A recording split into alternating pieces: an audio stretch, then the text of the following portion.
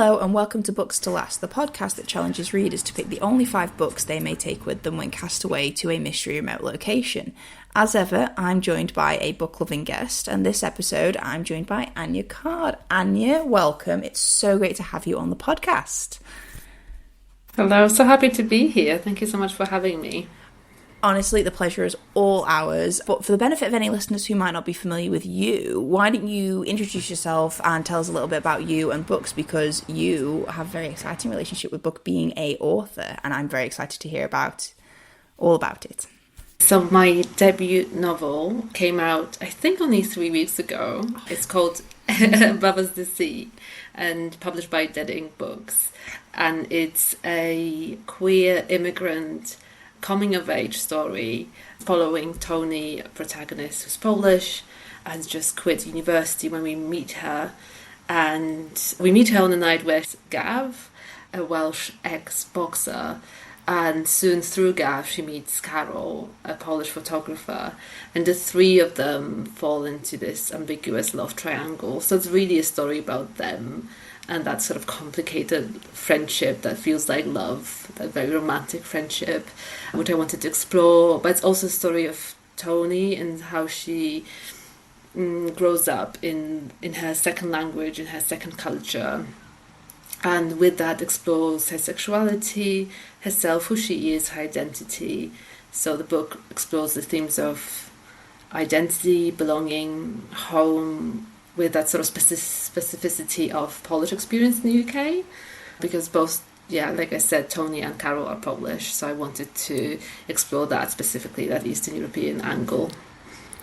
It sounds so interesting. Sorry. Thank you. It just sounds so interesting. I really love books that seem to go above sort of one specific genre, so with the love interest and then also coming of age story and contemporary sort of fiction. It's just really, I like how it crisscrosses into all these different areas instead of staying in one little box, and really broadens out. So it sounds so interesting. What made you first want to start writing, and was it a love of reading yourself, or was it wanting to get creative things out? I feel like I have always been writing. So like the first collection of writing that I have is, I think I was 8 and I was writing a female detective story, and then I had many different phases of it, all like fantasy phase. I used to write a lot of short stories, all in Polish, and I guess novellas or maybe even short novels, because I didn't really have any concept of creative writing or the structures and the lengths and craft in general. But I was always writing, so I would be that very nerdy kid and then teenager, literally every day after school. My every evening would be just writing my stories in a very old PC, and that's how I spent most years really in my high school and before that, just always writing. And I always enjoyed reading, but I was never a big reader, so I actually still feel quite underread. I used to struggle with school reading a lot. So I would always have to, and I really struggled with something I didn't really love. So I had single books that I absolutely loved, and then lots that was just a huge struggle to get through. And I think I struggled more than my classmates and my friends at the time. So it was really only when in high school I discovered, through an English language competition, I discovered Oscar Wilde and Zadie Smith and Harper Lee and all these English classics, new and old, that was just completely eye-opening to me. Salman Rushdie, Hanif Qureshi, or the immigrant writers as well, because I've always been drawn to migrant stories. So that was a reading revolution in my life when I was probably 16, 17. But then when I moved to the UK, I stopped writing and reading because I switched languages. So I found that I really just wanted to immerse myself in the language, and I guess my two loves in life have always been writing and English. And so I really just wanted to, and I always wanted to live in the UK as well. So I had to abandon writing in Polish to really immerse myself and at that point still learn English, because even though it was good enough for me to, I started university in Cardiff. It was it was still a long way to go before I could really properly write in it and play with it and explore it in different, more creative ways. So I stopped reading altogether, really, for probably a few years, and I only picked up reading again in my late 80s. God, that's a really long day. In my late 20s, because of just long commutes. I lived in London and I had like 3 hour long commutes to work. And so I started reading again. Yeah, so I've got like not the usual sort of reading experience for a writer, because I never studied writing either, or literature. I wanted to, but I thought my English wouldn't be good enough to study literature, and I think with hindsight it probably wasn't. So then I studied film instead. I studied film theory and I studied film production. So film was my word and not really books. And lots of references still for my writing are films. I find in films. Yeah, so it's like kind of a very more complicated reading journey. But I think that's so interesting, because I think it's right in what you say. One of the reasons I feel that people in England, that we don't have very many good foreign language speakers generally in terms of English. It's not something that's done. And I think it's because of that lack of immersion, because we're spoiled by other countries learning our language, and then just because it's so much better, I think, with the education in different countries. But really the best way to learn a language is to completely immerse yourself in it. And I can imagine that must be really difficult to have those two different languages in your head, trying to do both. So honestly, I think that's really impressive. And I think probably as much as you say about studying like literature, the issue with studying English literature is you do end up reading like a lot of books that most people don't. I was very much the same with school reading. If I loved the book, I absolutely loved it. I remember when I read Pride and Prejudice for the first time, I read it so quickly and I was like, I can't believe this is homework. I'm being required to do this. And then there was other books that it was just too painful to try and get through them. And I may have Googled what happened in them for the purposes of finishing the class.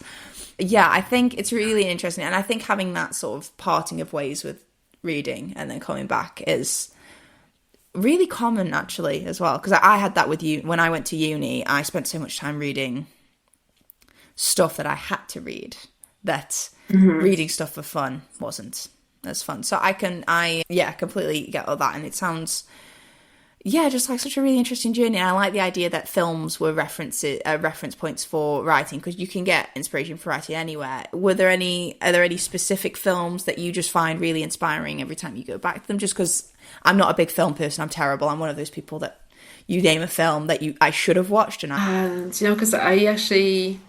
Yeah, so like my education film was actual like film education. So I didn't watch a lot of films like growing up, because again music was my like biggest passion then. It's carried over, and so with specific films, they would be film theory films that I picked up. Like most, I guess I always reference this one, so probably it might be getting quite boring. But my favorite film ever, which is Blow Up, shot in 1966. By Italian director Michelangelo Antonioni, but he shot it in England, so it's a British film, and it's just it's just changed my life, because I've never been affected by a film this much when I watched it. And I studied theory alongside the film, so I had a sort of lecture about it, and we had a seminar, and I was still back in Cardiff University, and I was studying European Union studies and politics, which I don't know why I picked that. I still don't know why I picked that degree. Sorry to anyone who actually studied it and enjoyed it, but it was just, not me, definitely not me. And that film just confirmed it, and I realised that if I can't study literature, I need to study art, and I need to study film, and I quit. I dropped out after 2 years after watching Blow Up, and I applied for film studies in London. And I got the place. So it literally changed my life. But then there was just so many films of French New Wave, Italian Neorealism, more modern directors like David Lynch, and God, I'm really bad with names, remembering names. I'm really good with themes and like feelings, when it's like facts and names and titles. That's suddenly my mind just goes blank. But I think they always at the back of my head, those images of these films. And and main themes and subjects of study. So, for example, like I was really interested in queering film and queer theories, as well as masculinity in mainstream cinema. Just so interesting to actually watch these very mainstream Hollywood films, but think about them in relation to masculinity and how it's built up.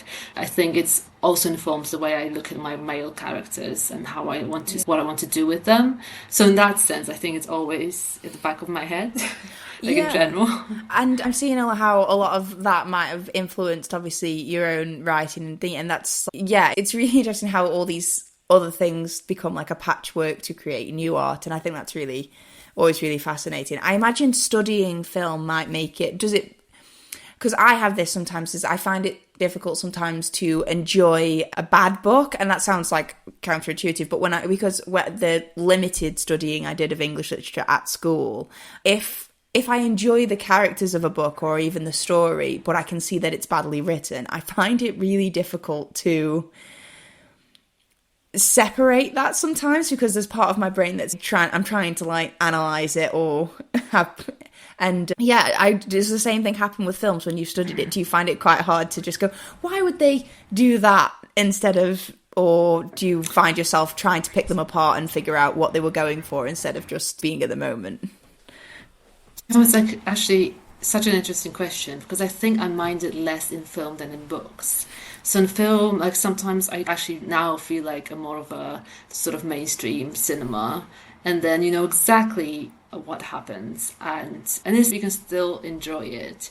But I think also you can enjoy it in like in a very positive way. I'm just thinking actually about challenges that I've seen only recently, and so my writer brain got switched on, and I thought about the ending, it'd be perfect ending, and that was the ending, and that was just such a beautiful moment of of course that's how you would end it, because you see that that in. So in film I don't mind as much, but actually I'm the same as you with books. If it's badly written, I just can't get through it. Badly written to me, because I guess but language is, I think, the one thing that would be the first thing I would notice. And so I can probably, there are quite a few genres that I don't necessarily read, not just because I don't like them, which is like, I guess I gravitate towards other things and I haven't got time for those. But I always open the first page and read the opening page, and it's always in the language. Like I always know from page one yes, I love the language. It's not even about character or this. I don't need a hook. It's about the language. If it draws me in or not. So I'm completely with you on that one. Yeah, so I was always always an interesting point for me, just because it's hard to switch off. That honestly, sorry. So I probably talked to you about film for hours, but that's not what we're here to do. As mentioned before, the podcast is all about the 5 books that you would take with you when cast away to a mystery remote location. As ever, we are not a pro-desert island podcast, so you get to pick wherever you want to be cast away to. Is there a specific place in mind that you would love to be cast away to just read and write and do any of the things that you want to do? No, I think it was a toss between Greece and Italy, but I think I would actually love to find myself in some remote Italian village, just without internet, and just like one little shop, and it doesn't have to have anything, it could be a room in a house somewhere with a little desk and just like nature all around, and I think with just beautiful Italian food around me, I'd be happy. Important. I could just stay there and read. Yeah, exactly. I could just stay there for months and read. Absolutely. That sounds amazing. I always love how internet is now considered a necessity in a lot of places, but the first thing people want to get rid of when they think of having a nice time is the internet. Right, absolutely. That would be the first thing I'd be doing, is switching everything up. Yeah, it's just like, yes, in my ideal world, nobody has Wi-Fi. Yes, exactly. That sounds like bliss, and brings us very nicely to the first book you will be taking with you to your remote Italian village with all of the excellent bread. Oh, yes. Oh, Italian bread. Oh, my God. Okay, so in no particular order. Actually, I'm going to start with the book I'm currently reading, but I had to put away for now because I've just got so many proofs and other books I actually need to read. But I started Anna Karenina last December because I was actually thinking I need like chunky books, but really big epic stories that now I struggle to read really because it's just I'm so distracted, so much happening. So I tend to read short stories, short novels these days. But I would definitely just want to fully just again immerse myself in Anna Karenina, and I'm a huge Tolstoy fan, and I think I believe that I think if he was alive now, he'd be writing HBO series because he just like the best. He would write something like Russian Succession or something, absolutely. And the way he just dramatizes, just he creates drama and tension and builds the world and characters, and it's always this. Everything's in epic proportions. So each character is in epic proportion of detail and complexity. But there's also landscape and there's politics and that romanticism and that world. I think just really fascinated by Russia at the time as well, and I always just find it just really just so haunting and just incredible that you can open a book and find yourself in this world that actually existed like 150 years ago, and it's described in so much detail. Like it just blows my mind every time. So I've been enjoying. I had to stop. I've got it with me. I've got all these it's reference. So I'm halfway through it, and I've been enjoying it so much. But it has to wait.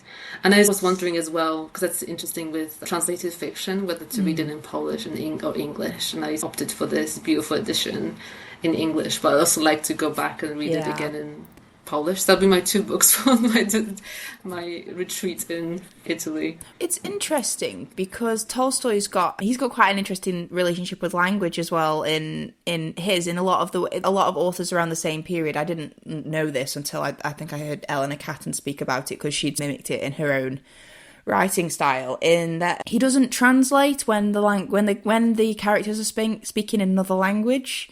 So when they all speak French in Anna Karenina, they don't translate what they're saying in French. So whenever I was reading it, I was then having to translate what they were saying because I don't speak French.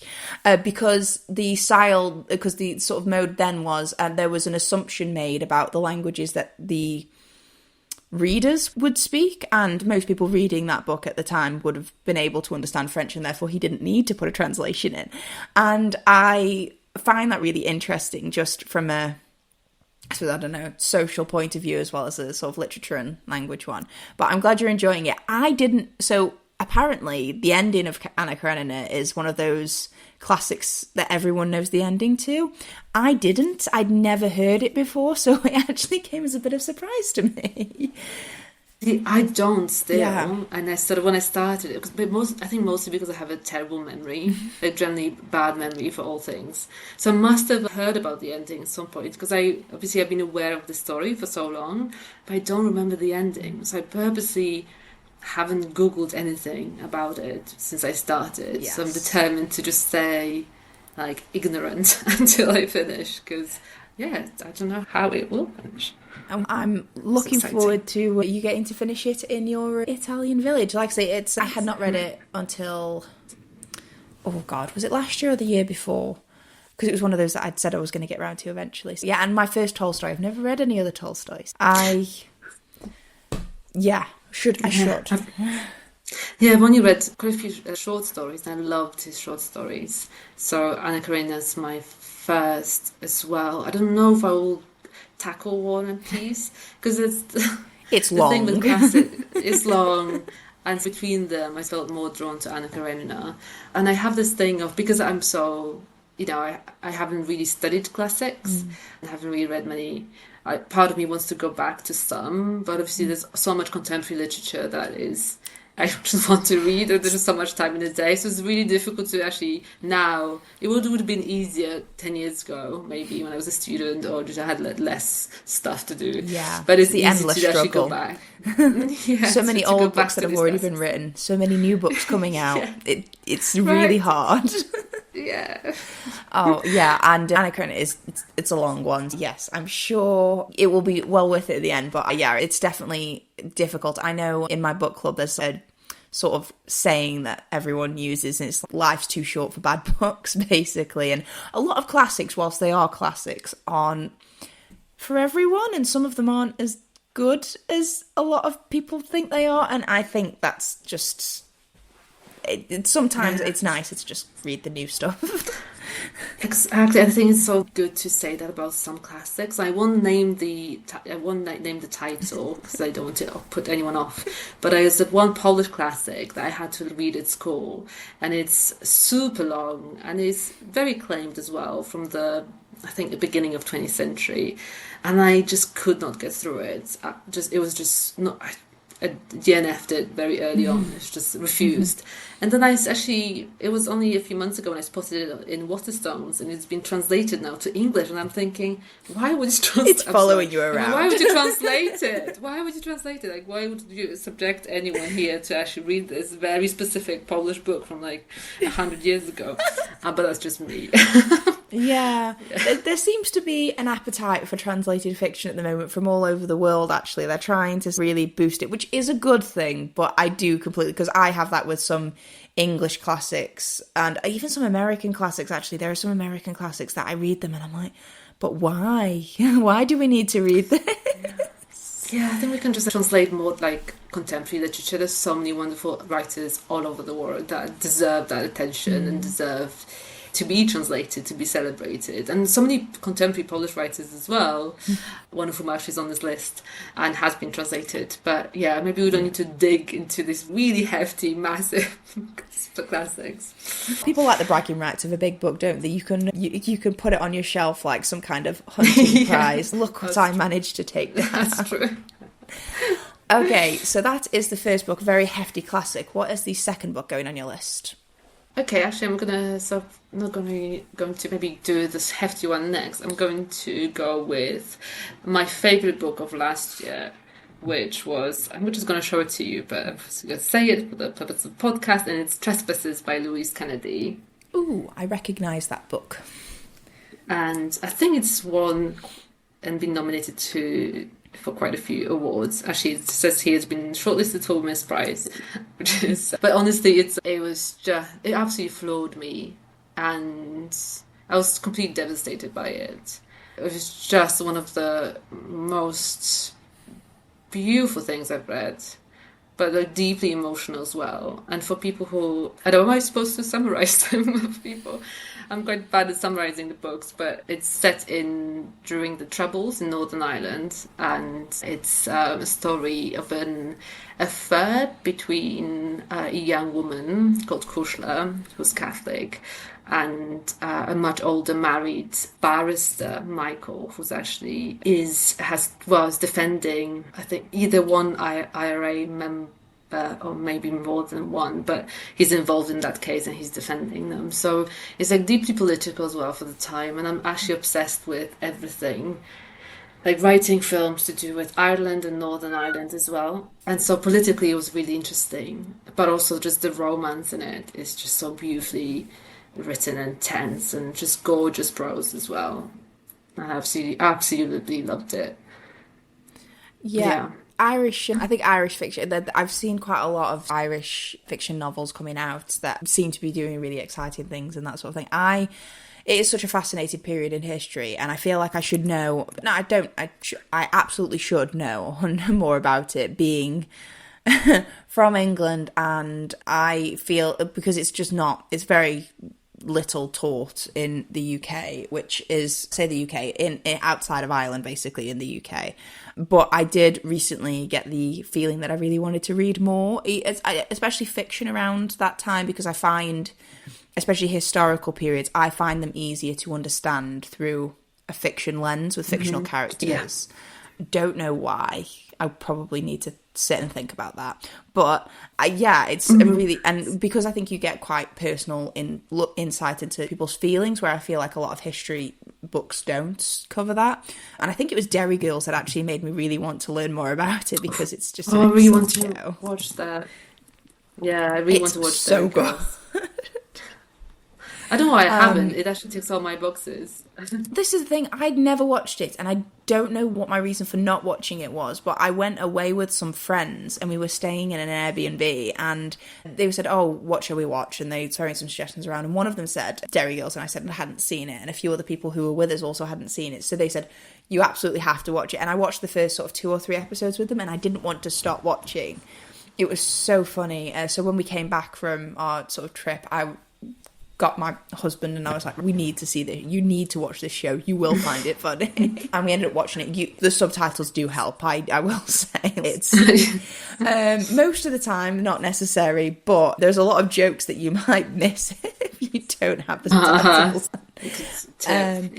But I'm saying that as someone who has to have subtitles on absolutely everything, because I don't know why, but it just doesn't go into my brain if I don't read it. Yes. I often do as well, yeah. But I completely agree with you as well on the fiction front. I was like just a really my cat. It's with you. Just agrees with you as well.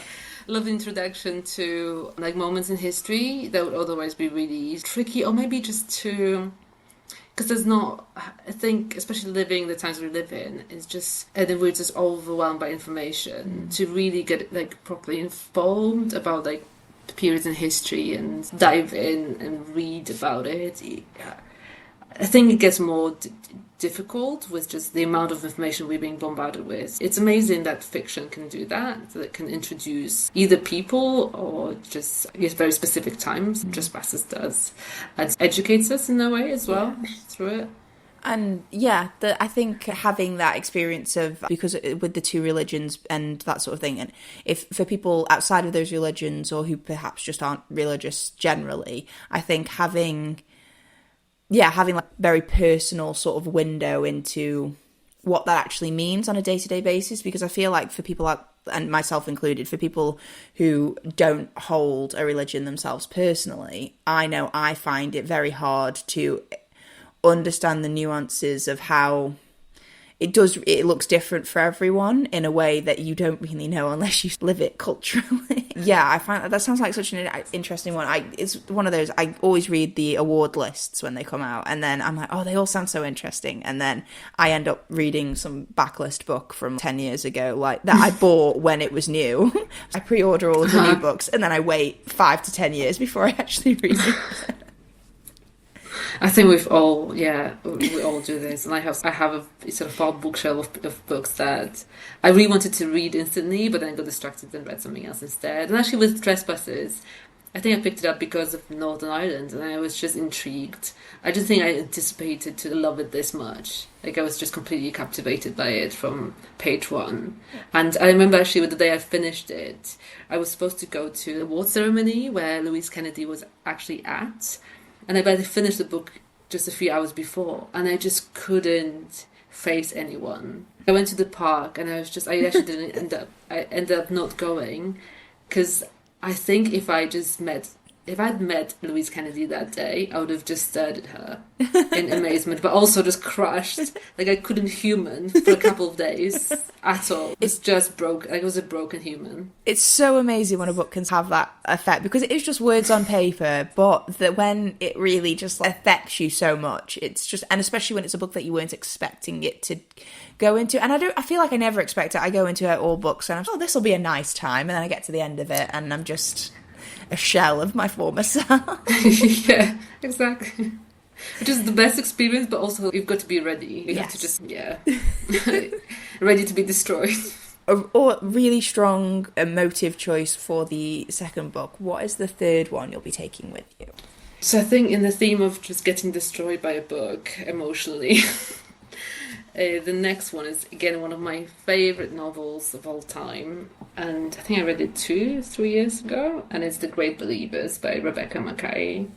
And maybe before I start saying what this book meant to me, it's a story, it's set, I think, in the 70s and follows a guy called, I had to write it down because I'm terrible, the name's Yale Tishman. He's the director of the art gallery. And basically we meet him.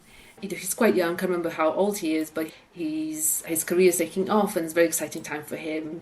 And his friends he's got a great group of friends and the relationship. but it's set against the AIDS epidemic in Chicago, as it's just started to really, maybe not emerge, but it's years of AIDS epidemic. And it's like from the get-go, you know what you're getting yourself into. And it's got, I think, my favorite opening chapter of all opening chapters I've ever read. And it's, yeah, I won't give anything away by describing it, I don't think, because it's an opening chapter. But it's when I think the friends are all like at a party, and Yale, the main sort of protagonist, wakes up.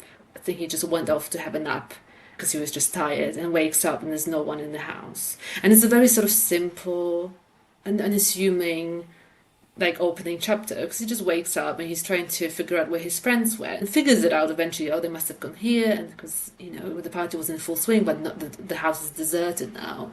And he walks around and tries to find them, and basically figure out what happened to them.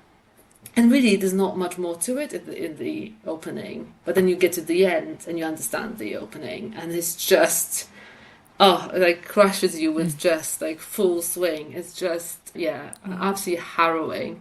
And the novel also features, so it's got two timelines. So we've got one timeline set in the 70s and follows Yale and his friends, and I think his boyfriend as well. And as his friends start dying, basically, and follow them through, I think it's 600 pages of everyone around him slowly dying of AIDS.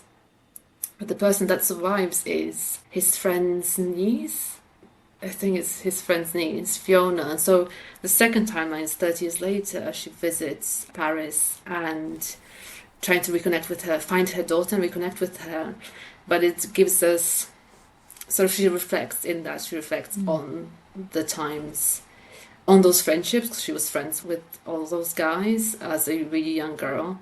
And so it's her remembering them and having that hindsight of 30 years later, what the epidemic meant, looking back at it. So it offers us two points of view of being right in it, when all your friends are dying around you and there's nothing you could do, even especially when you're at the start of your career. There's that hope that I think as you see in all coming of age pieces, but also just in our lives. In the early 20s, you've got a career going, you've got a relationship that's going really well, and you're just at the start, and there's just a future, and that's so hopeful. And I think we've all been there, that hopefulness of being young. And I think that's just what's really crushing about it. And it's just an astonishing achievement. I think it's just beautifully written, but the stories and the characters that I think over 600 pages as well, that's maybe the benefit of a longer novel, you've bond with so strongly, and they become your friends, you become so close with them. I remember I just couldn't stop crying when I finished it. I was absolutely, and I don't know what to say, I'd just be crying in my remote Italian village with my sad books. But I would love to actually read it again, because I read it in Polish, and I'd love to read it in English. And it's always interesting, like, how the novel's experienced second time round, because obviously you know what happens and you notice of it. Little details that you the first time round, because not clear. It sounds harrowing. I don't mind a book. I have to be mentally prepared for a book that's going to make me really cry, but it sounds really, I think, heartbreaking. And I think that time, I think every country probably that experienced sort of an AIDS epidemic has got their own sort of story of how it was handled by the country that they were in, but also how the people in it and the cultures in it that were affected experienced it. And I find it really interesting that there's more than there used to be, but I feel like there's not as many stories and sort of pieces. There's not as many stories or books about it as I would expect there to be, but I think that's because of, I suppose, like the conspiracy of silence that surrounded it at the time. I think probably contributed toward that, but it seems like a lot more of those stories are being told now, which is good. Yeah, absolutely, and I agree with you that I think it deserves to be covered from many more perspectives, because it was like, just in the scale of it is just unimaginable how many lives were lost, and I don't think there's enough really. There are enough stories yet, but it's amazing to see what books or TV series like It's a Sin. Yeah. Like only recently, just give a recent example. But I think also a country perspective is true, because I think I'm only really familiar with American perspective and British perspective, but there are many more perspectives. I think were completely silenced. I've never read a book about like Polish queer community going through the epidemic in a very conservative country, post-communism. So yeah, that'll be interesting. Maybe one exists. I haven't heard about it, but yeah, I completely agree. It deserves more. It still hasn't been. Not everything has been said. I think definitely. Yeah, so it's another really harrowing one. I'm just thinking my choices. It's good to have a good spectrum of emotions when you're reading, and I feel like even when you have very harrowing books, there are moments of happiness and joy in them, because that's what makes the really sad parts so heartbreaking, because you have those sort of highs and lows. So this is shaping up a very intriguing and also an emotional roller coaster of a list. What is the fourth book you'll be taking with you? So the fourth one, okay, so that's the book I haven't read, and I don't think, unless I'm stranded in a village somewhere, I don't think I'll actually be able to get through. I'm just thinking about my attention span at the moment. And it's by a Polish Nobel Prize winner, Olga Tokarczuk. And it's the Books of Jacob, which is, I think, about like 900 pages long. And it's this, I think I'll just encourage everyone to just Google the premise, because it's just... Yeah, it's like historical, but I wouldn't even begin... I just actually I read the summary of it before this recording, to be able to tell your listeners, oh, this is about this. But I think it just spans so many ideas, because it's Olga Tokarczuk, and it's abstract, and it's very deeply philosophical, and it's just so many things that it's not really plot-based from what I can tell. And I'm just very curious about it, because I love Olga's work, but this is described as her like masterwork, like the book. But it actually scares me. Like when I see it on the bookshelf, just the length of it, and not even just the length of it, but the being so deep and intricate and exactly, like philosophical and existential. I think would be a very slow, careful read. I would have to have no internet and be in a Italian village with my bread to chew on and maybe some wine, and then it would probably take me weeks to read it. But I love Olga's other works, and actually the new one is coming out in English, which is brilliant, and it's not as like heavy, to just use a shortcut here called Implusium. I think Fitzgerald are releasing it, and it's a brilliant like horror folk feminist tale, and it's amazing. And I read it in Polish last year, and I would totally recommend everyone read it. Oh, and it's not 100 pages long. I think it's about 300 pages. So okay, so nice and manageable size. I mean, I love a really long book, but there are times, especially when it's, because there are long books and then there are long books. They're the ones that are long, but they're filled with a lot of, I wouldn't say filler, but they don't. It's a bit of a lighter read, but then you've got the really long books that are just jam-packed with ideas and information to unpack, to the point where I feel like you have to stop and have a think at the end of every chapter about what you've just read. Eleanor Catton's Luminaries was a bit like that. Every time I got to the end of it, I was like, now I need to think about how this impacts the rest of the story, because a lot just happened. So yeah, and I love it when you find someone like that who is just an interesting person in of themselves, that you want to know everything that they write, because you want to know what's going on inside their head, because people who are just interesting just on their own account, even before you absolutely. Yeah, and I think for me, Olga Tokarczuk is not only, it's just she's got such a beautiful mind and sensibility, but also she's just so incredibly wise. I think just being near her works is just an education Yeah. in itself. I think it's just be hanging out within the same space. I've read her essays as well. Essays just on, not only on writing, just like life in general, just to really, because again, you can't really probably describe it in a sentence or two. Or maybe I'm just not. No, I completely know. But I know what you mean. But yeah, there's an amazing sort of book of her essay. So it's just like interacting with her mind and how she thinks about the world is incredible. Like it's just like a university degree in itself. But yeah, I agree. Like you have to then take time, and it's something you read, but then it forces you to reflect and think about. You can't just zoom through. I just kept thinking about my sort of slight detour, but my brother who loves fantasy novels and he loves Stephen King novels, and I haven't actually read a Stephen King novel because I think I'm just too scared because I'm terrible with horror.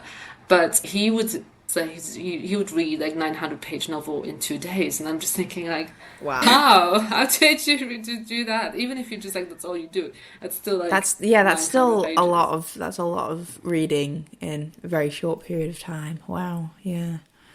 That's impressive. I've not tackled Stephen King because I am a huge baby when it comes to horror, and I can't do horror. But I've read a few really long ones, but they have taken me a while. Like The Count of Monte Cristo, I absolutely adore. It's 1,200 pages long, but it took me a month. I'll put it on my lists. I'd love to actually. It's good to have a recommendation for a classic. Yeah, I really enjoyed it. It's much better than Three Musketeers. If you only read one of his really big books, that one should be the one, not Three Musketeers. Oh, thank you. Because I got halfway through Three Musketeers and then had to stop because I just was like, I can't do this, and I wish I'd saved that time for a different book, but here we are, we live and learn. But yes, a really good chunky thinky novel it's one of those, when you read books that you read them and then not only do you have to think, people just find you staring at a wall thinking about the book and nothing else. Yeah, exactly. I think that's what you want I think that's what the great books do to you. I think that's how I judge a truly great book, when you just can't human for a bit after. Yes. Like you have to just bring yourself back to like it just reality. pops into your head at completely random times. Like you just be doing the dishes and then it comes into your head and you're like, but I wasn't even why? Yeah, absolutely. Okay, so I think we're on the fifth and final book in your list. What is the last book you'll be taking with you? God, I left this one because I was actually till the very last minute. I wasn't sure which one to go with. So I'm going to go with Maggie Farrell. This Must Be the Place. And basically, I'm showing it to you. But that's very nice. Yes, for the listener's benefit, she's holding up the book and it looks lovely. I think it's not one of the first novels of Maggie Farrell, or not the latest ones. So I think it's just like in the middle of her career. It's not one I've heard of hers.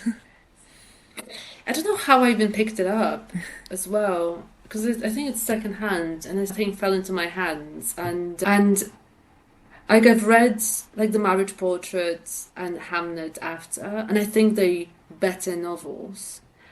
But this one I just thoroughly enjoyed, and I guess because I tend to read quite sad novels and quite just harrowing novels, and this one was just I think it was humorous and funny and moving and just spanned like decades and different characters, and I actually loved the way she wrote the protagonist Daniel. So it's a story about Daniel who falls in love and is with Claudette, who's an ex-film star who just decides to vanish completely and disappears into this super isolated farmhouse in Ireland in the middle of nowhere. So she completely vanishes from public life, and he meets her as this anonymous person. And then when this sort of information about a woman from his past emerges, it disrupts that whole dynamic of his new family, and because he's got children with her, so they live together in this really isolated part of Ireland.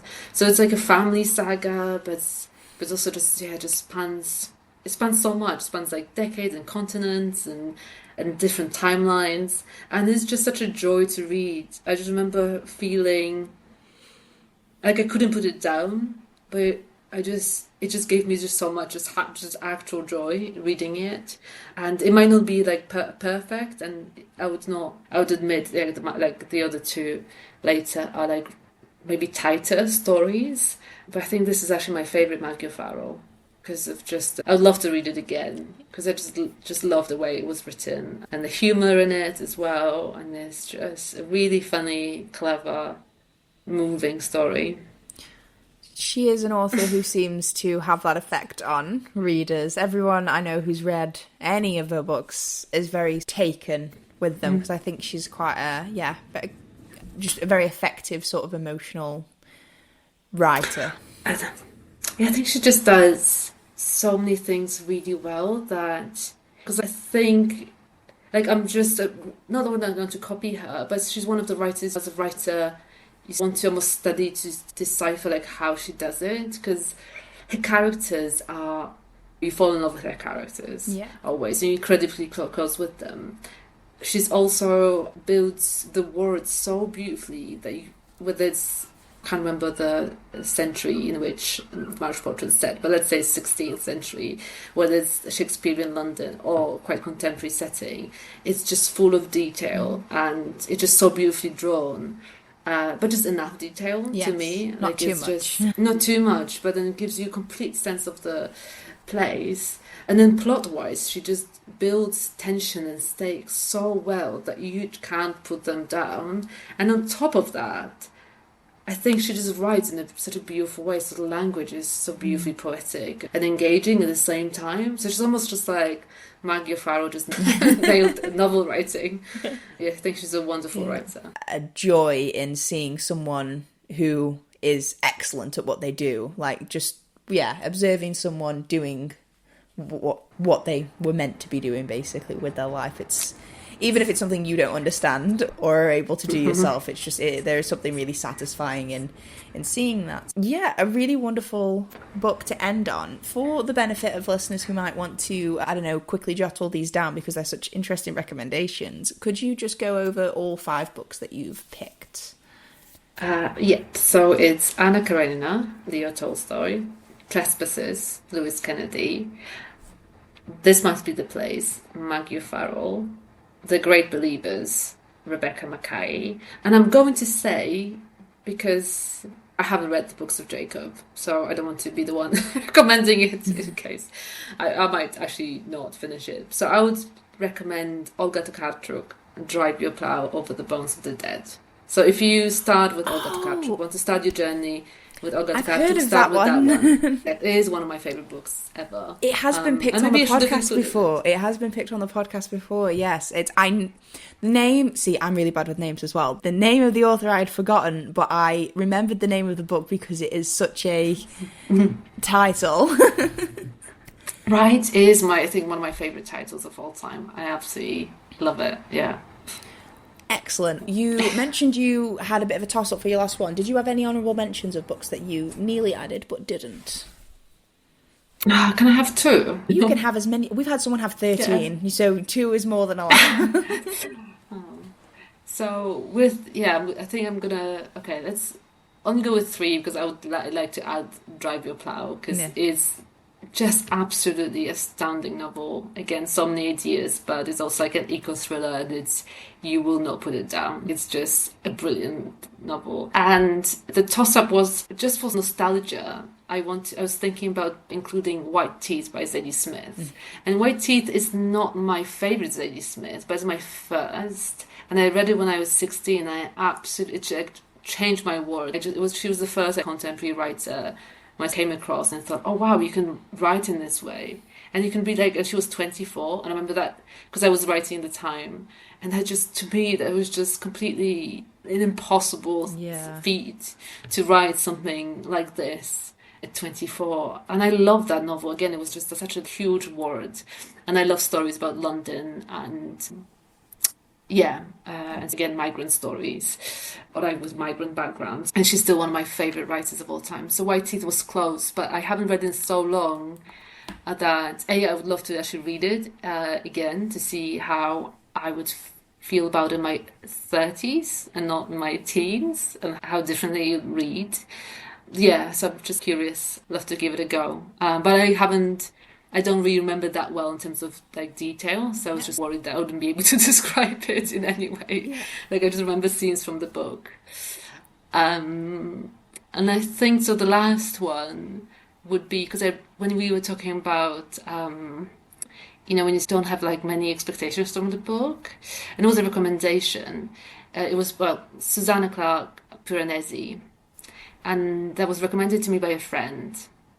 And it's a very short novel. And actually, I think the less you know about the novel, the better. I think it's best to start it without knowing anything. And I only read the blurb, and it felt like fantasy, and I'm not big on fantasy, but I'm so glad I stuck with it, because it was I completely didn't know what to expect, and it was bizarre for a few pages. But then as you get into it, and I don't remember many novels super well with detail, again, my memory, but I remember this one so vividly, and it was one of the reveal and the twist in that novel is unlike, I think, any other twist I've read. And it's so beautifully written as well. Yeah, maybe I would be smuggling it in my suitcase to that Italian village, just without anyone knowing. Secret hidden That's one. The sixth one. Yeah. They all sound fantastic, and I am so glad that you came on to share your list. If listeners wanted to find you and your books, and also any recommendations, is there anywhere they can follow you online and places they can buy the book? Mm-hmm. So Above Us the Sea is now available everywhere, like your all sort of UK retailers. You can buy it directly from Dead Ink, but also it's available in Waterstones, Foyles, Amazon, like all of the places, and of course independent bookshops that just always encourage everyone to buy from. Yes, so it's available as in paperback, and it's also available now as an audiobook. So for any audiobook listeners, I think it's been out for a week now. So yeah, I do like an there. audiobook. With amazing narration as well from a fantastic Welsh actress. So yes, super excited. Sorry, I love the Welsh accent. So I'm completely sold on the audiobook. Yes. Sold. And you can find me on some sort of across social media. Instagram is probably where I'm most active on, and again, it's just under Ania Card, and Ania Card on Twitter, and I'm also on TikTok, which I'm not amazing at, but I'm hanging on, being a very embarrassing millennial there. It's just, you probably pop up in your feed once every month, but maybe with some embarrassing video, but I'm there as well. Sorry, I love Yeah, I've decided I can't do TikTok, so you're already doing better than I am. Yeah, just plowing on, just like, yeah. Amazing. I greatly encourage listeners to go and check all those places out. Definitely go check out Above Us the Sea, and I honestly can't thank you enough for this conversation. I've had such a great time. Yeah, me too. Thank you. It's been really great chatting books with you. Yeah. It's great. I love chatting about books with people who read completely different things to what I read, because it always makes me want to read even more. So this has been an amazing discussion. Thank you so much. If listeners like what they hear and want to subscribe to the podcast, you can do that wherever you've found it. And you can follow @BooksToLastPod on Instagram, which is the only social media I am capable of upholding. I've now found. But until next time, thank you for listening. And Ania, thank you so much for joining us. It's been amazing. Thank you so much for having me. Thank you. And bye for now.